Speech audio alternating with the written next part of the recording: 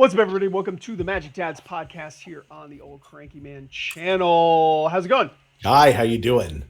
I'm good. I'm I'm good. Stefan. It's been, Did I say I'm Rugly? Because I am. No, I'm. you haven't. Hello, I'm Hi. Rugly. Hello, Hi. I'm Stefan This is a Pintyhead. podcast about Canadian Highlander. If you've never been Hi. here before, thanks for checking us out.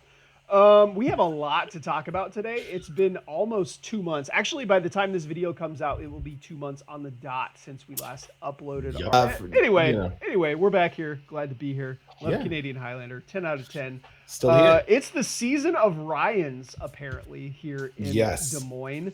I say that because we have two Ryan winners in recent events. Ryan Favor won the Maple Cup with Gruul Monsters. Yeah. And Gruul Monsters is really kind of the menace that a lot of people are afraid of right now. And honestly, I still think that it's the best proactive deck in the format. There are other decks that have very, very similar strategies that add other colors or take away colors in order to like facilitate better mana or access to premium removal or premium threats and stuff like that of all of those fast mana proactive decks. So Ryan F won the Maple Cup final.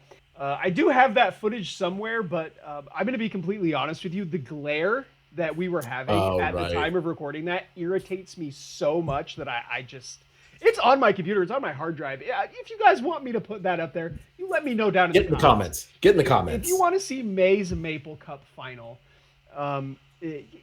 get down in the comments and let me know, because the glare personally for me, like my eyeballs right now, I can't do anything about that. It is on the Twitch VODs too. Those only stay for like 2 weeks, so that is well and truly gone. Never mind. Once again, congratulations to Ryan Favor on winning the Maple Cup final. Moving on, recently we had something that I don't think, since I've been playing Canadian Highlander, has ever happened for the format, and that is stickers and attractions were banned. Yeah, this was sort of unexpected, I think. Nobody clocked that it was coming, and so the last time that a card was banned in Canadian Highlander was when WotC made the decision to remove a lot of culturally insensitive cards from the original. See, and that is just kind of a no-brainer to me. Yeah, none of those cards really saw any play. They're just kind of garbage, like from an ethical standpoint. We're in favor of that. This one wasn't a choice made by the Canadian Highlander Rules Council. In fact, there was a vote when the uncards were first going to be released by the council on whether or not they were going to be legal within the format, and the councilors all voted yes. They were going to follow WotC's lead, and they were going to be legal. And in the same breath, when WotC came out and said, "Hey, we're not doing attractions and we're not doing stickers anymore," in the same day, the council said, "We are following WotC's lead, and we are going to." We're going to proceed with that vintage. The aligning with the vintage. Basis, which it doesn't.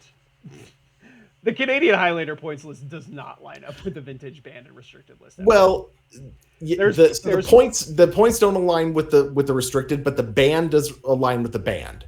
So cards that are not allowed in vintage are not allowed in Canadian Highlander. Luris was allowed in Canadian Highlander. Okay. So there was a very brief moment where there was no overlap. You are full of patootie. But I understand where they're coming from. I don't necessarily agree with it. It's very weird to have cards that are now legal in Commander that are banned in vintage. I'm all for it, honestly. I think they probably should have gotten rid of the entire set, though, instead of just doing this weird kind of half measure where they were like, well, just say the card, Blake. What card should go? This aspect of it is fine, but also this is not. So we're just going to take away this one part of it.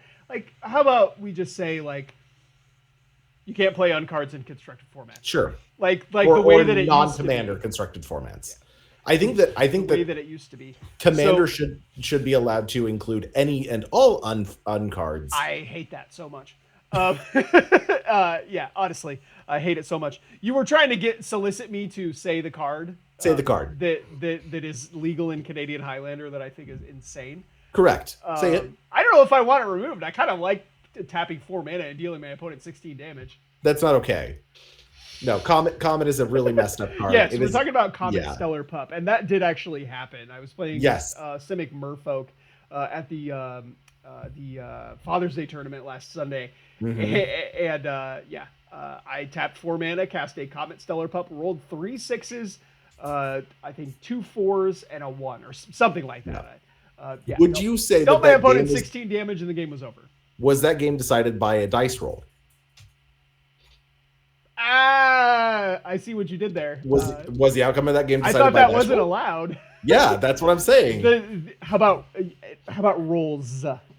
It was dice rolls. I don't think that putting an S on that or making it pluralized makes it any less cool or uncool in this case. Rest in peace to Mind Goblins. Stickers and attractions are banned. That card was really the only one besides Comet that saw play. I mean, saw and half saw a little bit and still does see a little bit. But the only sticker card that really saw any play was the Goblin.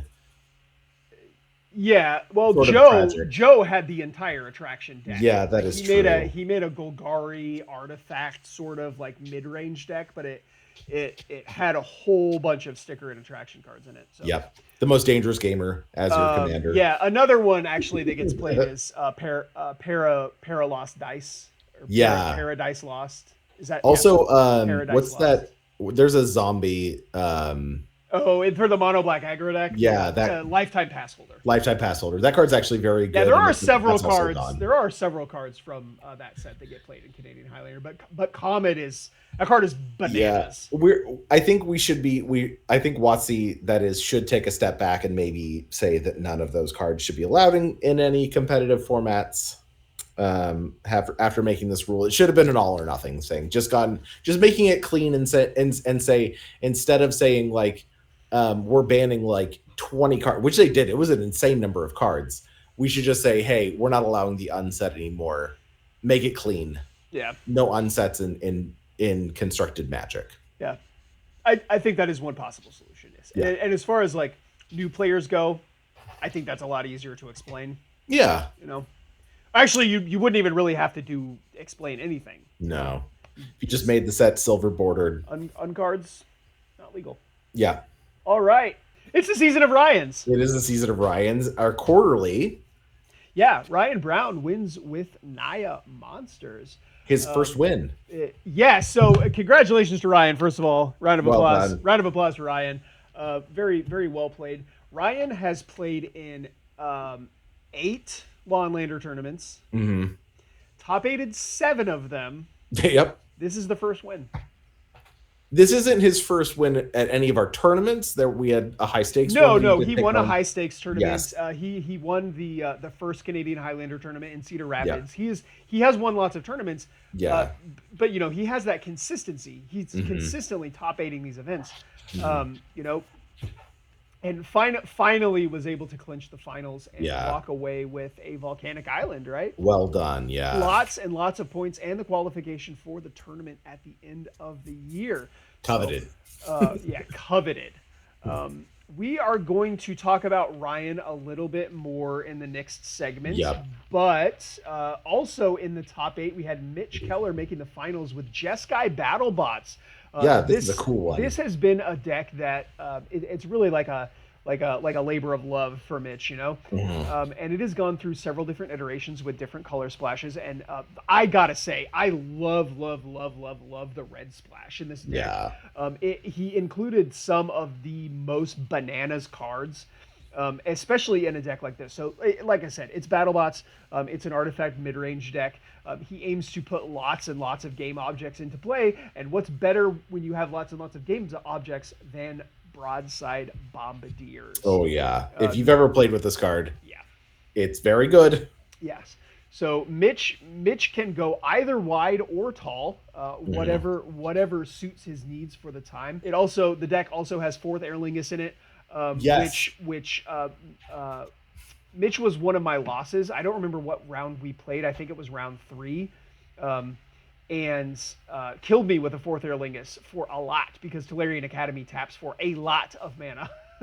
I think I've heard it joked that Fourth Aerlingus is the weirdest blue card It's the you've ever best seen. blue card. Yeah. It's also running. He's also running Alibu, Ancient Alibu, Witness, Ancient which is a Witness, yeah. weird one.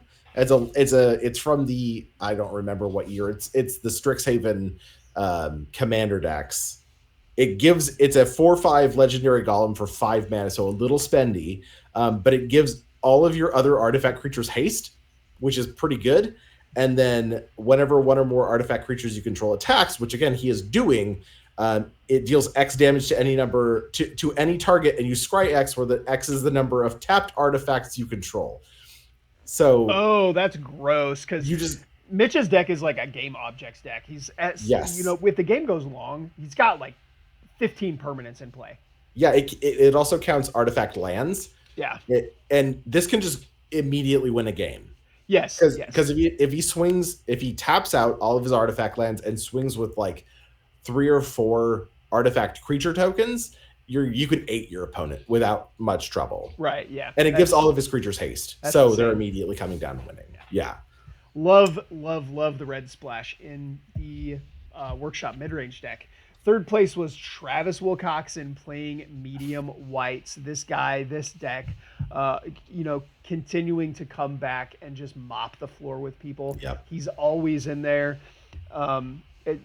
Travis is a bit of a nemesis for me because I have lost to him way more times than I have beaten him. Yeah. I was hyping him up the day of, like, he's just the nicest dude too when you play against him. I'm excited. He's gotten some new heat from MH3. A lot. His deck is very good. He continues to update it and try new things and cut stuff that doesn't work or serve him. I don't think he has any darlings in that deck. It is just a function. Yeah. And so he's never afraid to cut stuff that isn't doing what he wants it to do and try new things. Yeah. The deck is very, very sweet. Yeah. Fourth place, Zoe Grunwald playing Turbo Blood. Zoe on a bit of a heater again. Yeah. We'll talk more about Zoe in a little bit. Turbo Blood. This is like a card quality over synergy deck, right? It's basically fast mana, a lot of fast mana, and threats. And the threats are of the utmost power. It is a 4-color deck with no blue cards. You get access to Minskin Boo.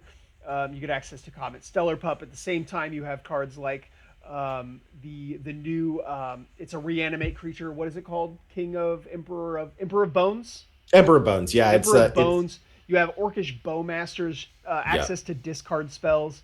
Yeah, she runs Thoughtseize, Mental Misstep as sort of like an off-color counter spell. Yeah, it's just a free counter, never actually spending the mana to cast that. No. So the way that I like to describe Zoe's deck is that it has the best elements of all of the best decks. So you have the taxing effects from the white. You have the interaction, the discard from the black. And then the Gruul part of it gives you the Gruul monsters aspect of it, where you have all of these amazing cards that, they have haste or they give you easy 2-for-1s and stuff like that. Not only that, but green also gives you access to some of the best graveyard hate that there is. Yeah. So unfortunately, the deck, right? Rest in peace to my graveyard. Quite literally. Yeah. The deck just gets a little bit of everything, and it only plays good cards. So, Zoe again. We're going to talk about Zoe more later, but also an amazing player. Yeah. Ryan Favor playing Gruul Monsters, fresh off of that Maple Cup victory. Yeah. Back at it once again. Made the top 8s. Ryan is sort of like, I think it's super interesting that he was sort of all in on red decks for a long time, just mono red. And I think because Gruul Monsters, even though it's called Gruul, is still base red. Like it functions on a base level with green on mana acceleration, but its real heavy hitters are either mono red or green and red. I don't think that it would have the punch that it has without the red. That is to say, I play mono green, and it doesn't have the haste punch. Okay, sure. Because I mean, a lot of the green, what is the Eldrazi called? The elk, moose, Uvenwald Oddity. Oh, sure. Questing Beast. Yeah, Quest QB. What are the other mono green threats in that deck? I don't know, but yeah, you know, I The think that actual threats are lower. sure, getting the green for the mana acceleration I think is really what makes that deck, consistent. Correct. It Yeah. adds that consistency aspect too, where you're not just relying on drawing Moxen or Ancient Tomb. You're able to keep hands where you just are casting a 3-drop on turn 2 because you had a mana dork. You know what's great about a Llanowar Elves that is better than a Moxen? It's 0 points. It's 0 points. It can also hit your opponent. Oh, it can attack. Yeah, that's basically just a recall. You can turn it sideways. Yeah, that's recall right there. You can if you land one. So this is sort of one of the lessons that I've learned playing green decks is that if you land an early mana dork against a control deck, don't use it to cast spells. Use it to hit your opponent. You think? Yes. If you are in this case, you just want as many spells into your opponent as you can do just to eat through their counter magic and then just start getting in for damage. One of the biggest mistakes I made in mono green was trying to cast spells when I had a treetop village in play and I could have just been swinging. Oh, sure. Treetop Village is very, very sweet. That's probably my favorite manland of all time. Also in the top 8, we have David Pound playing A+ Pod. This deck is a bit of a Frankenstein. Stefan, why don't you tell me about it? So I played against David in round 1. His mana didn't really cooperate with him, and he mulliganed. He had to mulligan into the dirt in one of the games too.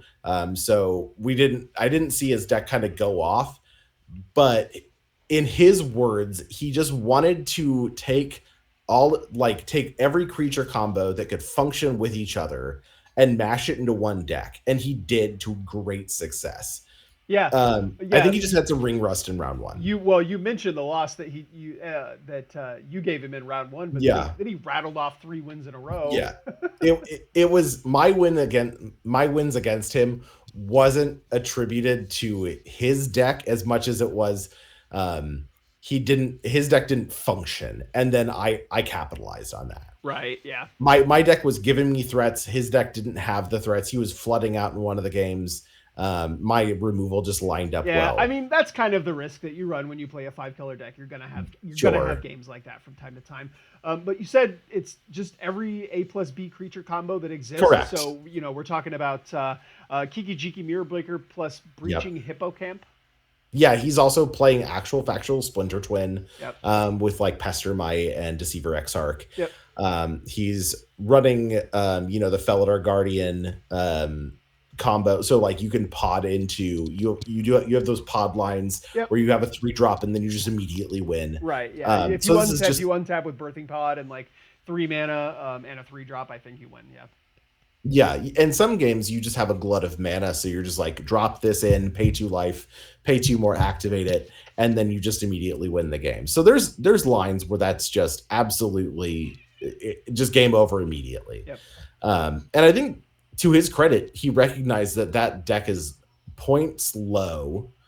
It is, yeah. You get that. I think the deck used to be like 14 or 15 points last year. Yeah, that was well, he was only even playing like 7 points, I think. Yeah, he was not on maximum. Yeah, he wasn't even using the other 3. Yeah, and I think we talked about it, and he's like, I could have added a Moxen, but I thought I'll just play a land. Sound logic. Yeah. I think that maybe the list was a little bit older, and some of those it was 10, and some of them had fallen off. Recently, and so it was only 7 points, and he was like, "Whatever, I'm just gonna run with it." Blake, you were in top 8. Jeskai Slushy. Yes. This is a deck that you've sort of committed to.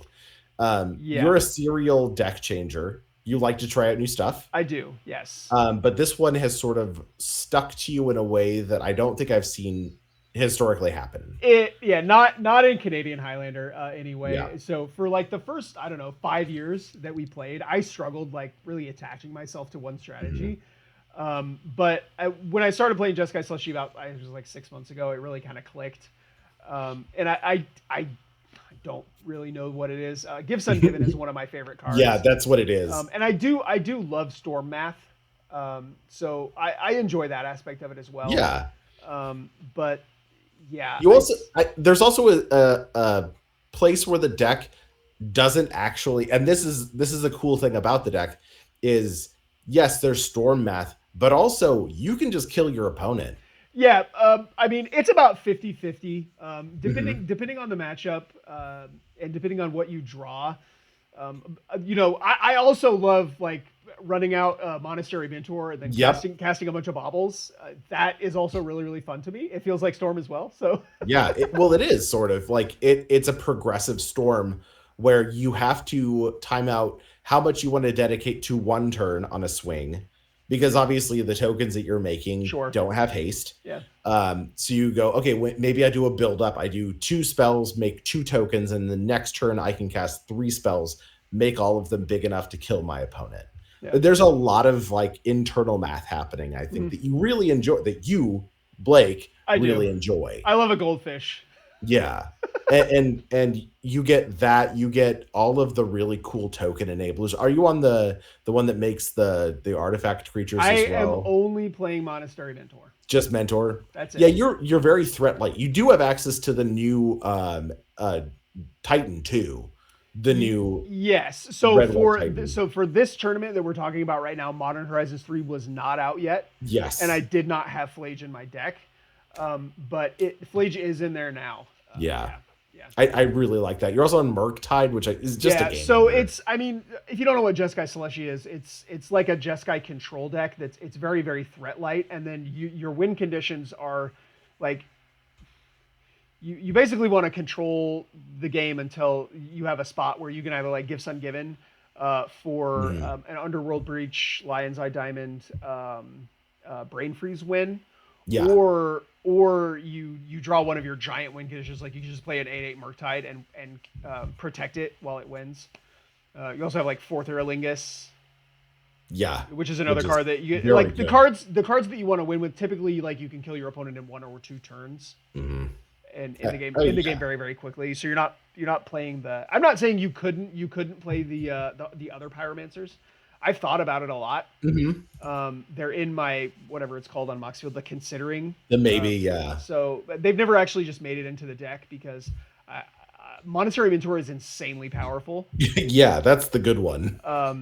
And The tokens have prowess. the other ones are fine, but they cannot do what Monastery Mentor can do in 2 turns. No. And I think not dedicating your entire deck to doing something that you only need to do once.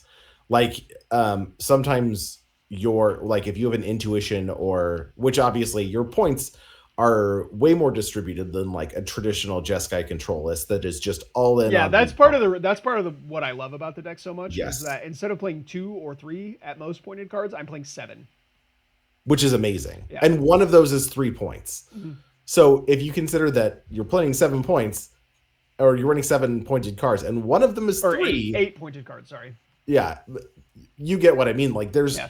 there's a density You're of gonna draw your powerful, pointed yeah, cards. exactly, and you only need to draw individual pointed cards that interact with other pointed They cards. do. Yeah, most of the And time. Mhm. that's very cool. And some of them win you the game, and some of them win you the game. Yeah.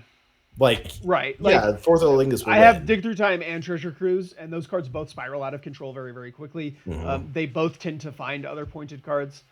I had a game where last week where I like Dig Through Time and found Treasure Cruise, and then Treasure Cruise and found this isn't a pointed card, but Murktide Regent, Yeah, and I paid the minimum possible casting cost for all of those because my graveyard was just full of stuff. It was a very very yeah, long game, but because you're just casting cantrips and yeah. going 1 for 1 on resources with your opponent. Generally, are you on balance in that deck? No, I am not playing balance in the deck because I want to have more cards in my hand than my opponent all the Okay. time, and planning to have equal or less cards in my hand than my opponent is a game losing strategy. That is a losing strategy. Yeah. Understood. If I was playing a more mid-range Jeskai deck with like the Jeskai Dragons deck, for example, that I played a couple of Mhm. years ago, or actually maybe that was just last year. It was last year. That deck had a lot more threats in it, and I had balance in that deck. But that deck also had a Moxen spread. Yeah, So, you were yeah, much more aggressive in that. balance was very very good in that deck. Mhm. I do think that if you continue playing this deck, you will win one of these quarterlies. Oh wow, thanks. I'm just calling it now. Well, I'm being serious. Like, I don't know. The competition is pretty stiff. It is, but you continue to top 8. You continue to get to finals. I think that if you stick with this, it is going to get you to a victory. Yeah. Well, I mean, having the reps in really, really makes a difference. Yeah. I still like my F&M decks though. Don't give up on those for fun. Yeah. And then last but certainly not least, in the top 8, we had Cole playing Jeskai Control. His deck was like a Ancestral Recall, Mystical Tutor, Treasure Cruise spread, which, like I said when I was talking about Jeskai a minute ago, you only get 3-pointed cards, but those 3-pointed cards, they are all very, very, very good. Yeah. Mystical Tutor finds you Recall. Recall draws you 3 cards. Treasure Cruise draws you 3 cards. It's all about drawing 3 cards. Yeah. Yeah. And generally that deck just plays Recall and then finds ways to replay Recall. Yeah. It wants to draw 9 cards off of a Recall if at all possible, and then win. Yeah, it's not the first Recall that kills you, right? It's the 3rd Recall. So I think ultimately what we're seeing here is a lot of people are consistently performing, right? We've got 2 Maple Cups in the bag. We've got 2 quarterlies in the bag now. We're officially halfway through the year in the tournament section. Really, we can look forward to a pretty exciting second half of the year. Yeah, and speaking of that, we are going to take a look at the season points leaderboard, but you'll have to tune into the next episode to see that, because this episode is running pretty long, and we are going to have to do a two-parter, part 2, because we still have this many things to talk about, and we are not. It's a lot. So. Thanks for watching. Bye-bye. Proud of you. Oh, we're proud of you. I forgot. We haven't done this for so long. I forgot. Bye.